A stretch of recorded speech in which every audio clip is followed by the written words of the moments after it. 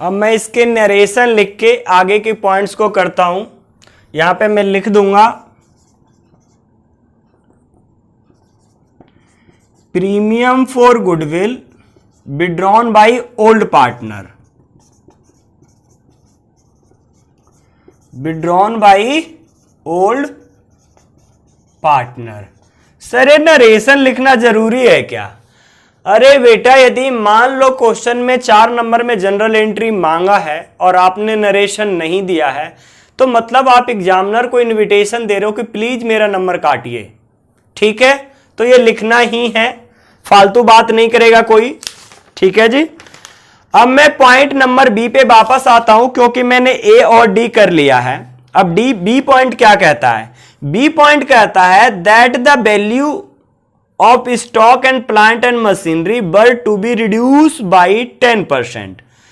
ये value reduce हुआ है। बेटा आपको एक मैं चीज बता देता हूं, आप चाहो तो रिवैल्यूएशन अकाउंट बना लो, उसके बाद जनरल एंट्री पोस्ट कर देना, या जनरल एंट्री पोस्ट कर लो फिर रिवैल्यूएशन अकाउंट बना लेना, डिपेंड अपॉन यू। इजी क्या रहेगा?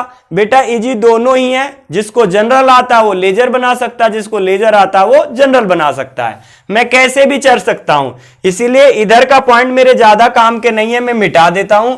और आप लोग की सुविधा के लिए मैं रिवैल्यूएशन अकाउंट बनाता हूं, फिर एंट्री करवाता हूं। फिर उसी बात को आप दोबारा से भी सोच सकते हो, आप लोग के बोर्ड पे लिखा रहेगा, क्योंकि आप लोग के वीडियो पॉज करके पहले इतना रोट डाउन कर लेना, फिर आगे चलना, राइट डाउन कर लेना। ठीक है सर, बनाओ रिवैल्यूएशन अकाउंट। रिवैल्यूएशन अकाउंट, इसके बारे में पूरी चर्चा हो गया, पर फिर भी मैं लाइन खींचते खींचते चर्चा कर देता हूं। यह एक नॉमिनल अकाउंट है। असेट्स और लायबिलिटीज की वैल्यू में होने वाले चेंजेज के कारण जो प्रॉफिट एंड लॉस होगा उसे रिकॉर्ड करने के लिए बनाया जाता है। सारे लॉसेस को डेबिट साइड में और सारे प्रॉफिट को, गेन को क्रेडिट साइड में लिखा जाता है। हां सर, इतनी बातें पता थी। प्रॉफिट होने का कारण असेट्स का वैल्यू बढ़ना, लायबिलिटीज का वैल्यू कम होना। ठीक है। लॉस होने का कारण असेट्स की वैल्यू कम होना और लायबिलिटीज की वैल्यू बढ़ना, यह भी बात है। इसके अलावा कोई न्यू असेट्स फाउंड हो गया है तो प्रॉफिट है, और कोई न्यू लायबिलिटीज अराइज होगी है तो लॉस है। बस इतने ही कारण हैं जिसके बारे में मैंने विशेष चर्चा कर रखा है, फिर भी मैंने रिवीजन करवा दिया। ठीक है सर, थैंक यू। कोई जरूरत नहीं है थैंक यू की, पढ़ लो बस। That the value of stock and plant and machinery. बेटा plant and machinery and stock ये मेरे असेट्स हैं, और रिड्यूस मतलब वैल्यू कम होना। जब वैल्यू कम हो रहा तो मेरे लिए लॉस है, तो लॉस को किधर साइड में लिखूंगा? सर डेबिट साइड में लिखो ना। ओके, थैंक यू बच्चों। टू स्टॉक, कितने का स्टॉक है पहले देख लो बेटा। स्टॉक है मेरे पास 20,000 का, और वैल्यू डिक्रीज हुआ है 10%। तो ये सब काम तो मुझे नहीं करना चाहिए, फिर भी ऐसे होगा जी, इसलिए मैं बता देता हूं 10%, 2000 आ जाएगा। Okay sir. To plant and machinery थोड़ा शॉर्ट लिख देता हूं बेटा, बोल दिया है समझ जाना। ये भी 10%, तो प्लांट एंड मशीनरी की वैल्यू कितनी है? 35,000 का 10% 3500। अब तो निकाल लोगे डायरेक्ट। सर एक बार और दिखा दो ना करके। ओके, नालाइक्स 20 से 20। ठीक बात है। पहले मैं ये रिवैल्यूएशन की बात कर लेता हूं, फिर जनरल एंट्री कर दूंगा मैं। ठीक है, आगे कहता है that a provision of 5% was to be created for doubtful debts. बेटा आप डेटर्स पे 5% डाउट है, आपके लिए लॉस है। Sir again loss. ठीक है। To provision for doubtful debts. ठीक है जी,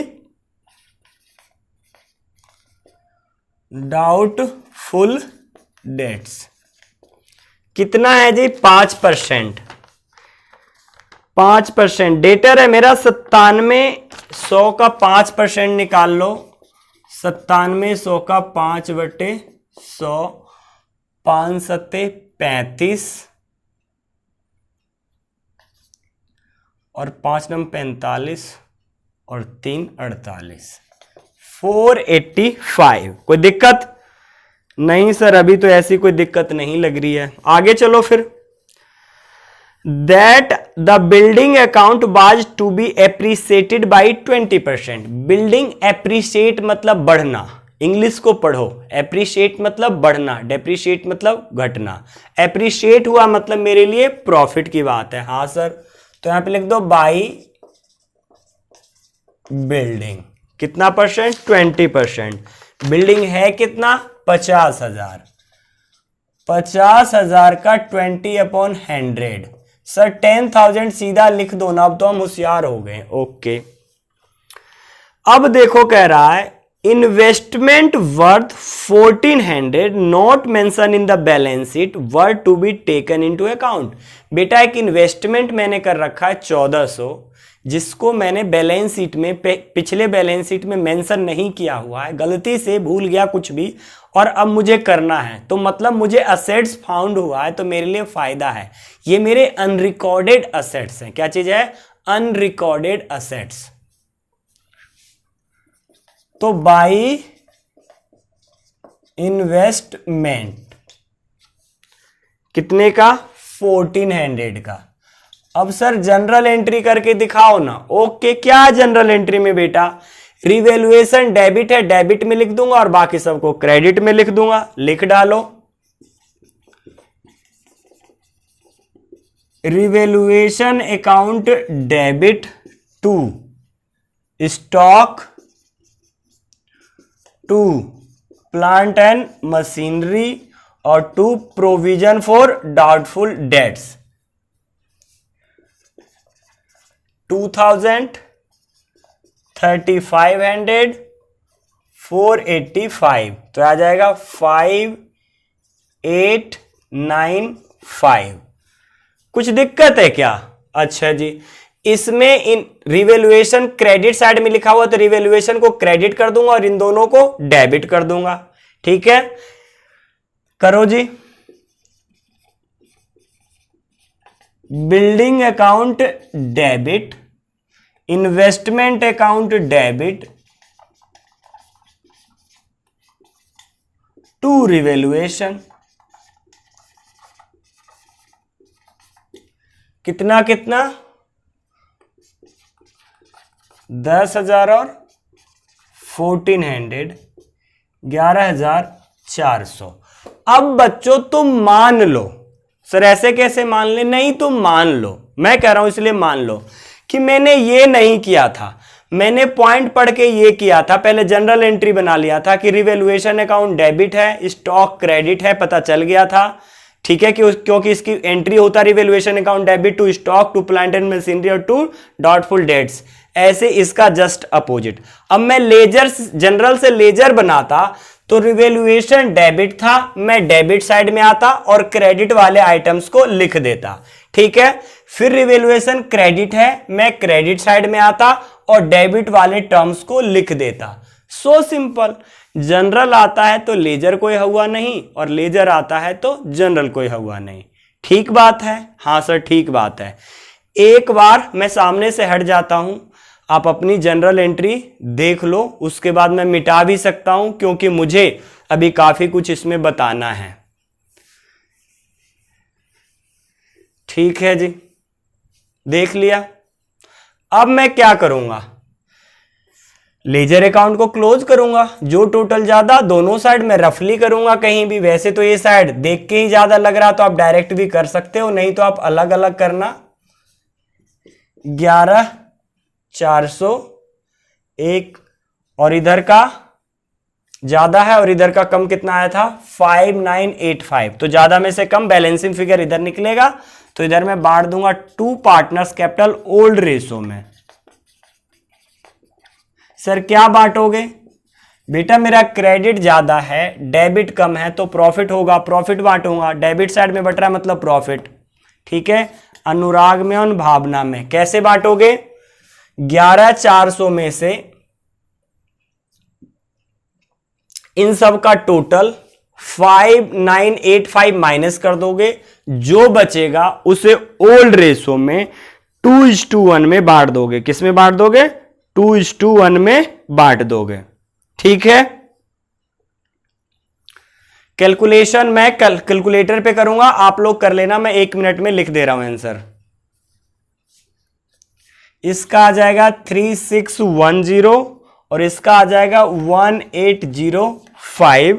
टोटल बैलेंस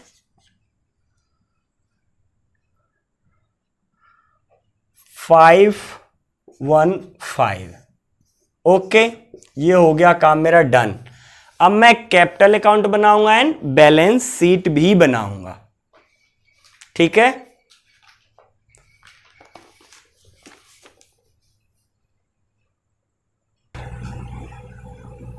ठीक है बच्चों, अब मैं पार्टनर्स की कैपिटल अकाउंट बनाता हूं। मैं बाई बैलेंस बीडी से स्टार्ट करूंगा। बाई बैलेंस बीडी, जो ओल्ड पार्टनर है उनके केवल बीडी होंगे। अनुराग का 30,000 और भावना का 20,000। तो इसका 30,000, इसका 20,000, इसका था ही नहीं, लेकिन एक कैश लाया था। बाई कैश कितना लाया था? 15,000 लाया था। सर कैपिटल अकाउंट को पूरा कैसे करेंगे? चलो एक महामंत्र बता देते हैं। कैपिटल अकाउंट बनाते समय मैं गुडविल की बात करूंगा, रिजर्व एंड सरप्लस की बात करूंगा, लॉसेस की बात करूंगा एंड रीवैल्यूएशन की बात करूंगा। ठीक है, तो पहले गुडविल लाने की एंट्री मैंने कर दिया था, कैश अकाउंट में होगा। ठीक है, एक यहां पे मैं कैश अकाउंट तो नहीं, इस क्वेश्चन में बस कैश की कैलकुलेशन बता देता हूं मैं।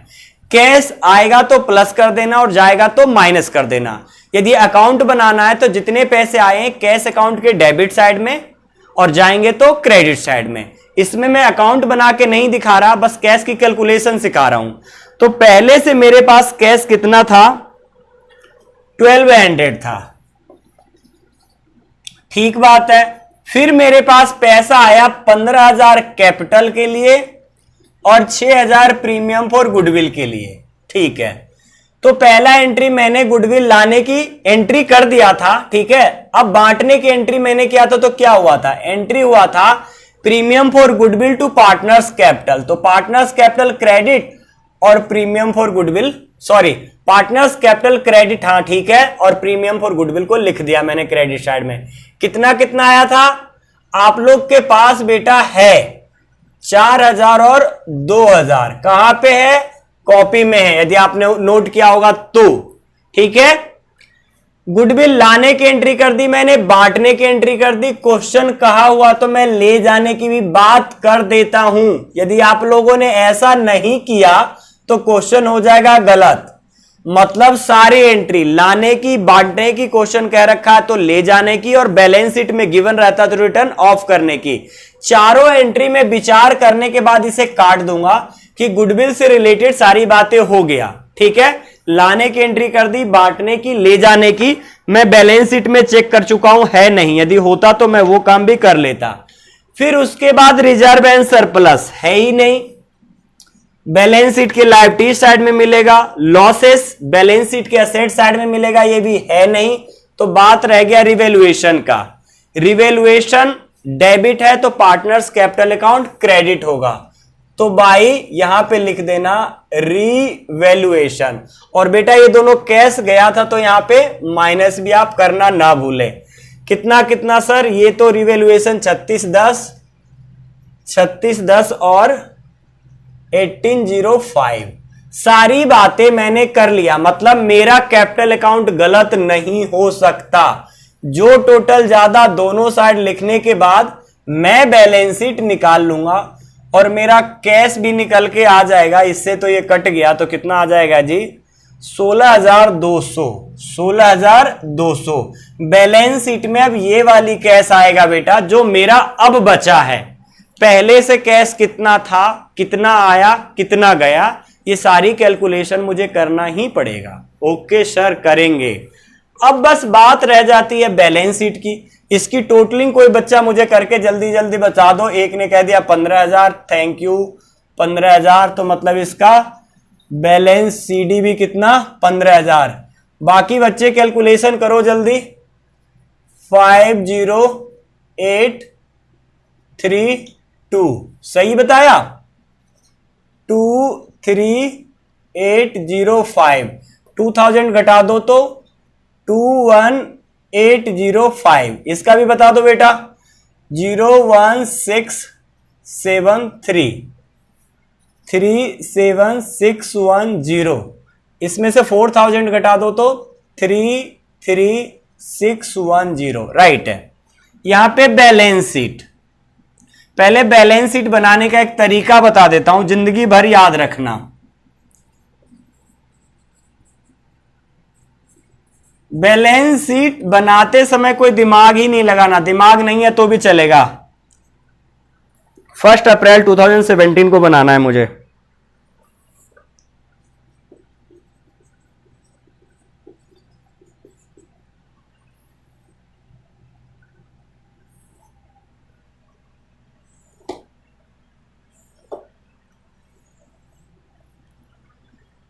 इधर बेटा लायबिलिटीज, इधर assets, rupees and rupees. Sir बनाना कैसे है देख लो बेटा। मुझे कोई भी नोट्स नहीं पढ़ने, अब जाके जो भी आपका एग्जाम्पल है उसमें मैं रीवैल्यूएशन अकाउंट देखूंगा। यदि डेबिट और इसका क्रेडिट दो पक्ष है, असेट्स मुझे डेबिट साइड में मिला तो माइनस और क्रेडिट साइड में मिला तो plus, and liability just opposite, debit side में मिला तो प्लस और क्रेडिट साइड में मिला तो माइनस। और इन सब का इफेक्ट मुझे यहीं पे आ चुका होगा, इसलिए डायरेक्ट यहीं से मैं बात करूंगा।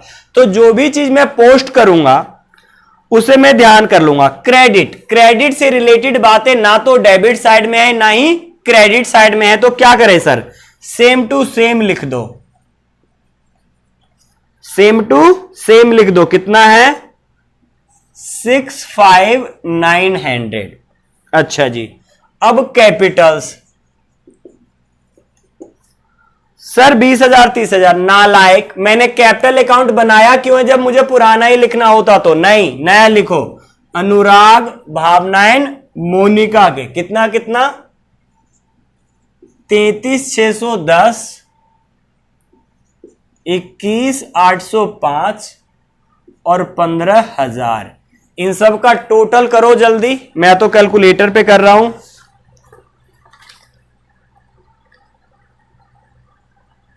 70,415, 70,415। Okay sir. अब बात करते हैं हम असेट साइड में। असेट साइड में सर कैश लिख डालो 1200। अरे नालायक, मैंने कैलकुलेशन क्यों किया था 1200 ही लिखना था, तो मैं लिखूंगा 16,200, क्योंकि मेरा जो अब आया है कैश मेरे पास आज की डेट में है वो 16,200 है। Okay sir. डेटर्स, अब डेटर्स देखो तो जरा है क्या। हाँ बेटा, डेबिट साइड में है तो माइनस कर दो। कितने में 9700 में से जो भी अमाउंट है उसे माइनस करना है, क्योंकि इतने से वैल्यू डिक्रीज हुआ है, इतने का मैंने प्रोविजन बनाया है। तो ये मेरा आ जाएगा 9215। आप इसे सो भी कर सकते हो कि आपने प्रोविजन घटाया है, घटा के भी दिखा सकते हो। कितना आ जाएगा 9215, 9215। ऐसे ही फिर बेटा मेरा स्टॉक देखो डेबिट साइड में मिला, फिर मैं माइनस कर दूंगा। 20,000 में से 2,000 माइनस करूंगा तो 18,000। कुछ कैलकुलेशन डायरेक्ट भी कर सकता हूं मैं। प्लांट एंड मशीनरी, बेटा प्लांट एंड मशीनरी भी डेबिट साइड में है, तो प्लांट एंड मशीनरी भी डेबिट साइड में, तो मतलब अमाउंट में से घटा दो। 35,000 में से 3500। चलो इसको भी घटा के दिखा ही देता हूं। 35,000 माइनस 3500, और इसमें 2,000, 20,000 माइनस 2,000। करो जरा, घटाओ जल्दी। 3500 घटाने पे कितना आएगा 31,500। 31,500।